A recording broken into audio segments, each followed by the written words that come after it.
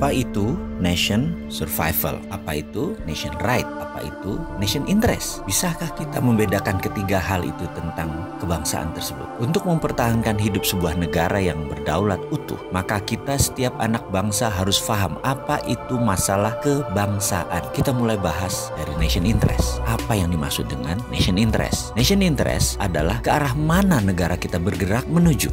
Sebentar, kita ini jangan-jangan ditanya nation itu apa, state itu apa, atau dalam bahasa Indonesia bangsa itu apa, negara itu apa, nggak ngerti ngebedainnya. Betul ya? Masih bingung? Kita bahas lebih dalam. Bangsa Indonesia itu jadi lebih dulu dari negara Indonesia. Bangsa Indonesia itu jadi lebih dahulu ketika Sumpah Pemuda tahun 1928 dengan mengatakan berbangsa satu, bangsa Indonesia. Maka sejak saat itu jadilah bangsa Indonesia. Sementara negaranya, negara Indonesia baru jadi setelah 17 Agustus 1945.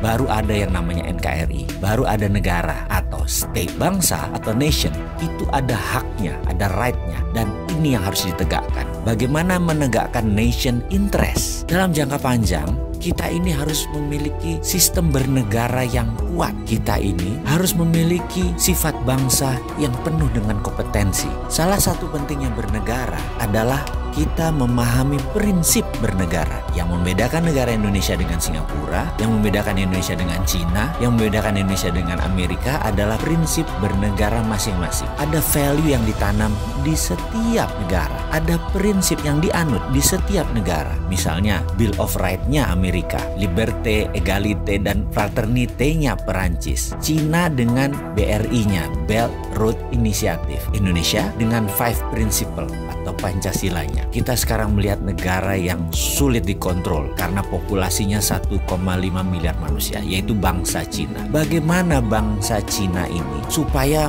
mempunyai negara yang tetap utuh? Bukan main-main mengelola bangsa Cina ini. Negara Cina sangat serius mengurusi bangsa Cina. Juga demikian dengan Amerika. Ada 380 juta bangsa Amerika yang terdiri dari multi ras, bukan suku loh, ras dan etnik. Ada 100 kali. Amerika adalah negara imigran. Indonesia rasnya sedikit. Ada Melanesia, Polinesia, dan Melayu. Jadi suku bangsanya kita banyak. Dan yang unik adalah 89% beragama Muslim. Sehingga Indonesia bisa dikatakan dengan 267 juta jiwa, 89%-nya adalah Muslim. Indonesia adalah negara Muslim terbesar di dunia. Jadi bagaimana membuat negara kita ini utuh terus sampai akhir zaman? Saya teringat sebuah sesi dikala saya masih aktif di sebuah lembaga negara urusan pertahanan. Kami diperlihatkan, ditontonkan film dokumenter yang sangat menarik. Film ini adalah bagaimana Cina membangun doktrin bernegara masuk ke bawah sadar anak-anak bangsa Cina. Diperlihatkan melalui kamera CCTV di video tersebut di sebuah tempat penitipan anak. Karena kala itu banyak sekali suami istri yang bekerja di Cina dan anak sematawayangnya dititipkan di tempat penitipan anak milik negara. Anak itu usianya berkisar 3-5 tahunan. Ketika mereka sehabis makan siang, mereka pun